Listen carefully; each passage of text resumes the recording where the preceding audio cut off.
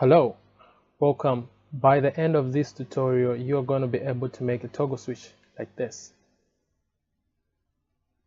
Stay tuned.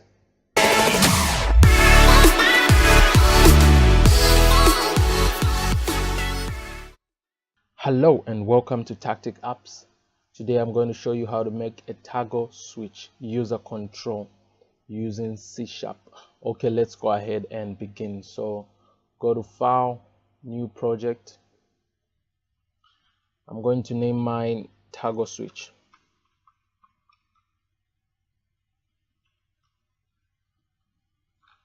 Now make sure the name of your project does not match up with the name of any of your classes. Otherwise, you might encounter an error because the compiler doesn't know how to deal with the files with the same names. So just make sure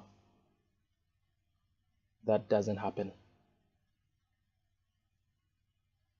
Okay, once everything is loaded up, go to Project, add User Control, and I'm going to name my user control toggle button just to make sure they are different.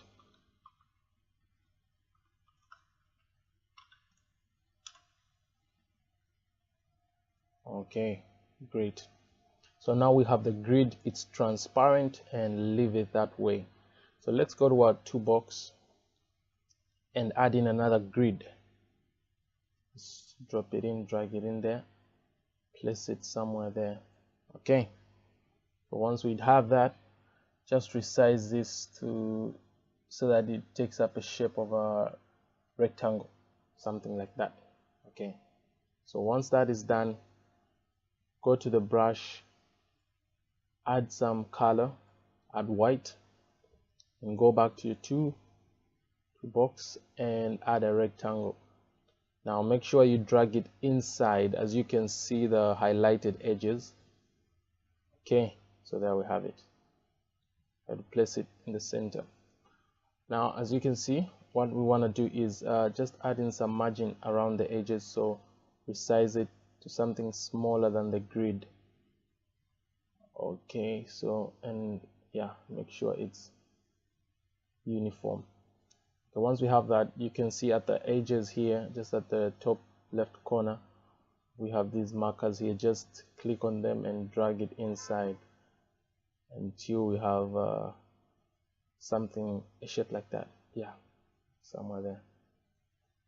Okay, once that is done, now let's go to our stroke and get rid of the stroke, which is the black edge around the rectangle. Just go there, click on it, and no brush.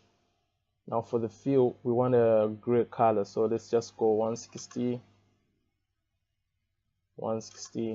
for red, green, blue, 160. Okay, so we have somewhat a red color.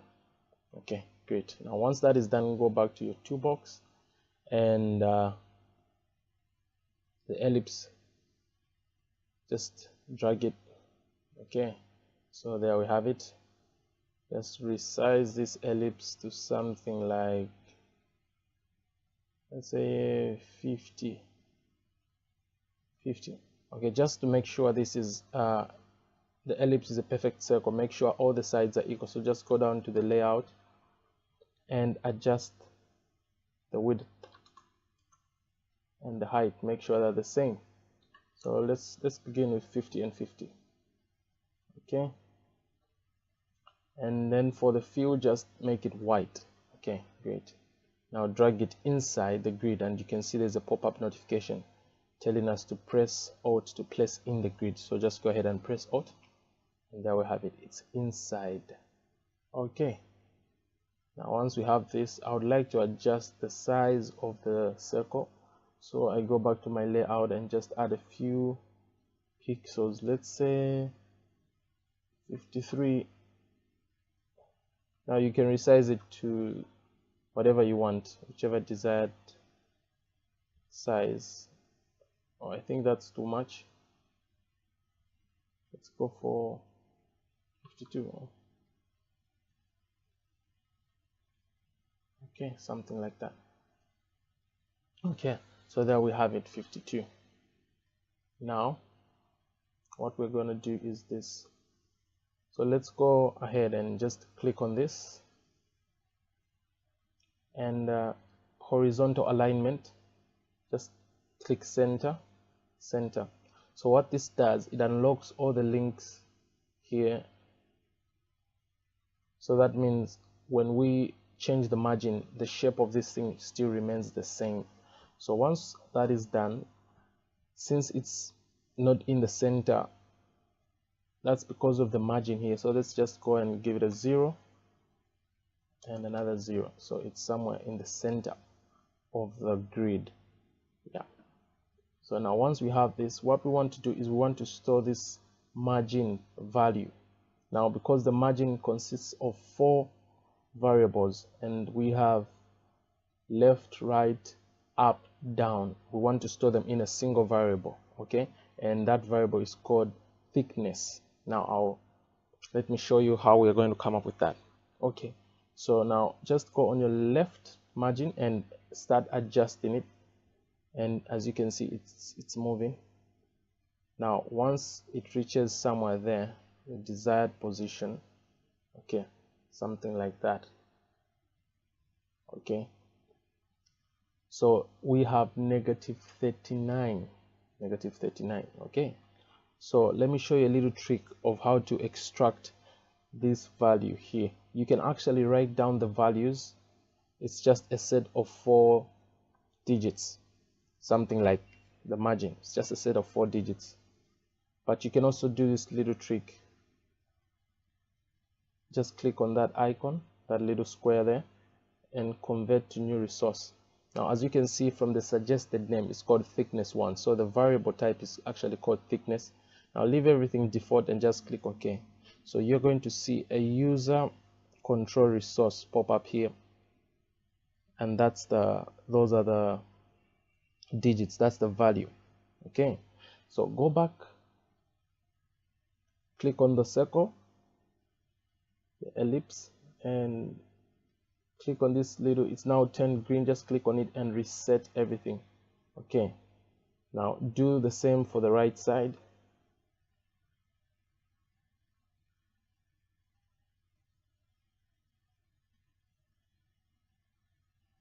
Okay, now there's a bit of a difference, so let's make it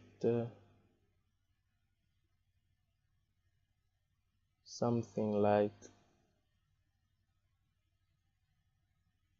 39. Yeah, negative 39. Okay, it's the same.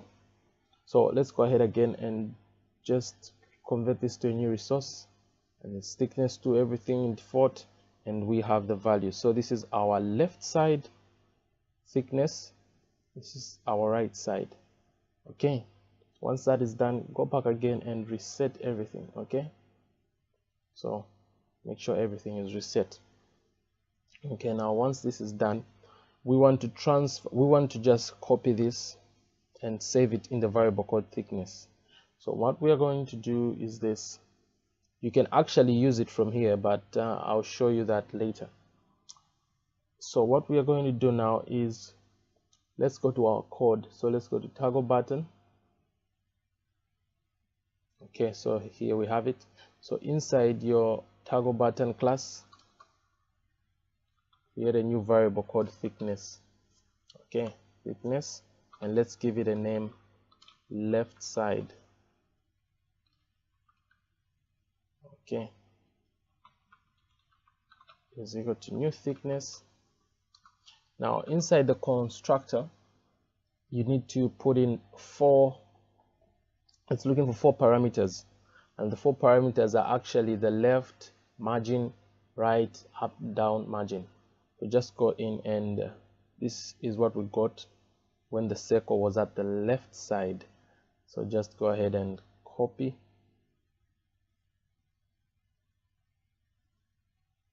and then just inside paste. Okay, there you have it. This is for our left side, so go ahead and copy that line of code, paste, and just change this to right side. Okay, there you have it. I'll go back to the XAML file and copy that,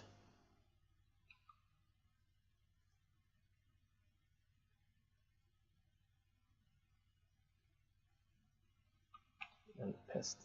Okay, so there you have it. So the thickness is what stores in the margin. Okay, so we can just use this variable, which actually means the thickness, which is actually the margins. Okay, so let's go ahead and just delete this for now. Okay, now once we have that, we need to give this circle a name. Now I think it's quite big. Let me just reduce it to 50, to the original size I wanted it to be at. Okay, let's just go to 50. Yeah, I think that's it. Okay, this is okay. So once that is done, what we are going to do now is go back to our code, or just give this circle a name. We're going to name it dot SDOT, and we're going to name that back. Just back, the background, something like that. And the reason we do that is for reference sake, so that we can access it in the code. So now what we're going to do is, let's go back to our code, and let's add in 2 colors, because what I want is this. When I click on the dot, I want it to move left or right depending on the initial position. Now when that happens, I want the background, which is that rectangle there, to change color, okay, between gray and green. So let's go ahead and make some color variables. So just go ahead and say solid color brush. Let's give it a name. We are going to give it off. That's the name we're going to give it. New solid color brush. And inside the constructor, we want to create the color. So just go ahead and go color. Now the color class, then from RGB. So what this does is we can get, it has it forms a color just by using 4 bytes. So we have the red, the green, and the blue. Okay, so if we go back to our XAML file, we can see here the values of our red in this gray.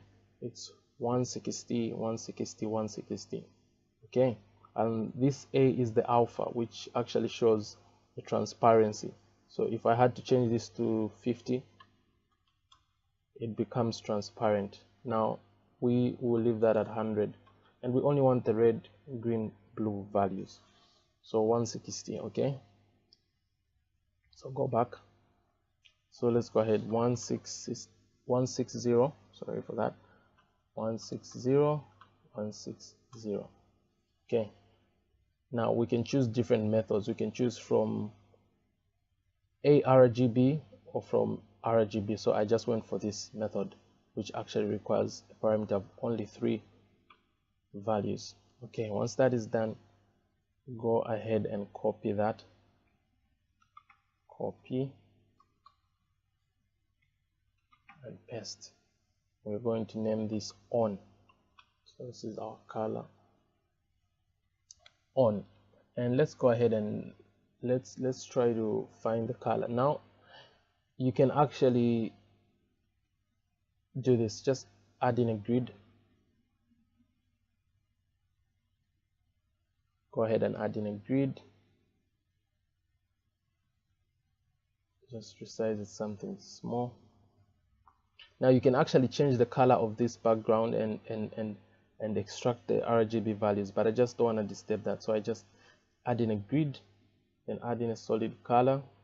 Then I can pick up a color that I want. So which kind of green am I looking for? Okay, maybe something like that. Okay, so we have 127, 193, 124. So I can just adjust this, maybe 125 and 190 and 130. Okay, so there we have it.